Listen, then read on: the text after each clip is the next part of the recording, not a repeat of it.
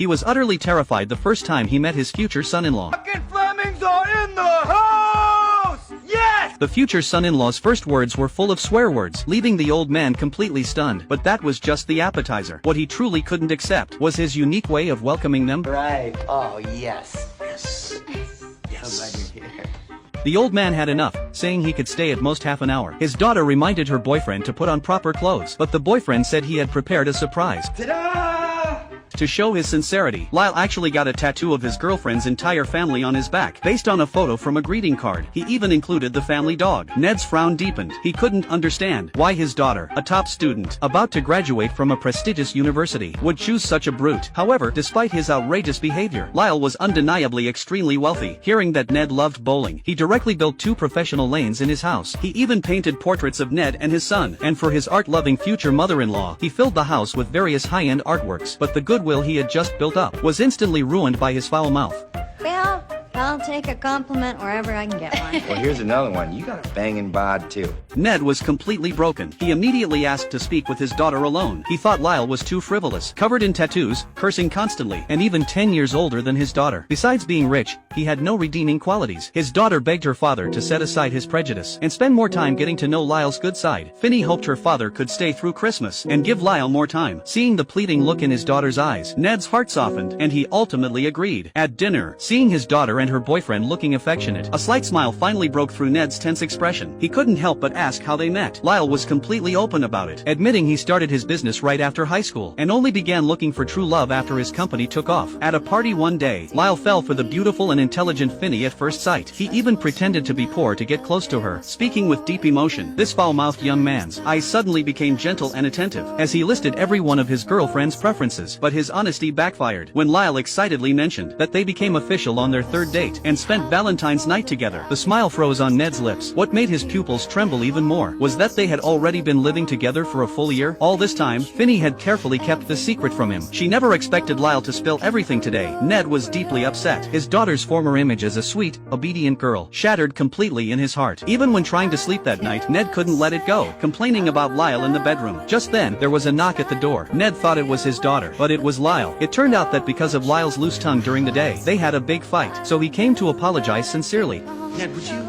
you come join us? I'm good here. You really mean a lot to me. Please. Straightforward, Lyle not only admitted his fault honestly, saying he spouts all kinds of trash talk when he's nervous, but also opened up his heart, telling Ned and his wife about being abandoned by his father as a child, and his lack of guidance growing up. Finally, he solemnly promised to treat them as his own parents. Hearing about Lyle's difficult past, Ned and his wife felt more understanding. It really wasn't easy for him to have achieved all this through his own efforts. Seeing the elders' attitude soften, Lyle's joy was immediately visible. What caught them even more off guard was Lyle's next request. He wanted to join Ned for his morning workout. Ned reluctantly agreed. The next day, before the plan could even start, an unexpected incident struck first. Shortly after Ned entered the bathroom, he found himself trapped in an inescapably awkward situation. There was no toilet paper. He called for his wife to look in the hall, but she searched every corner without finding a single scrap. Fortunately, the butler heard the commotion and came, suggesting Ned press the button beside him for an automatic clean. So Ned reached out and pressed it, but the next second,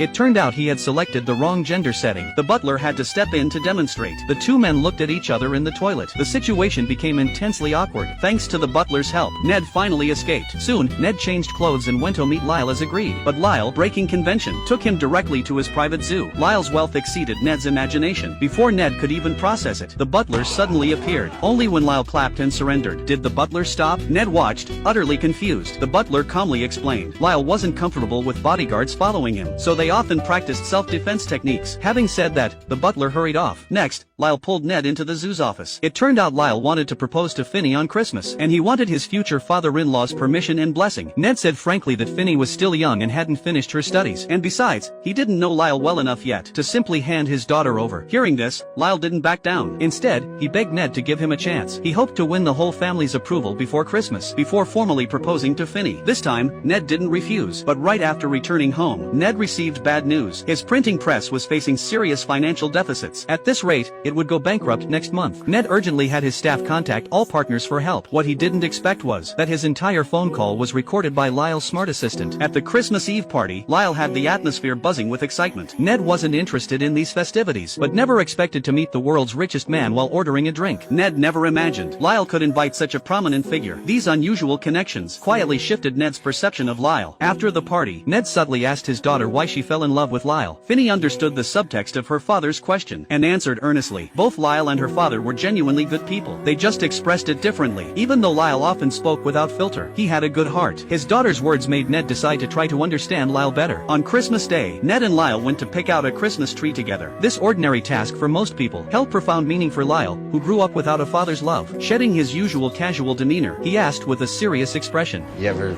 get nervous about shifting tides? Well, every business has its ups and downs.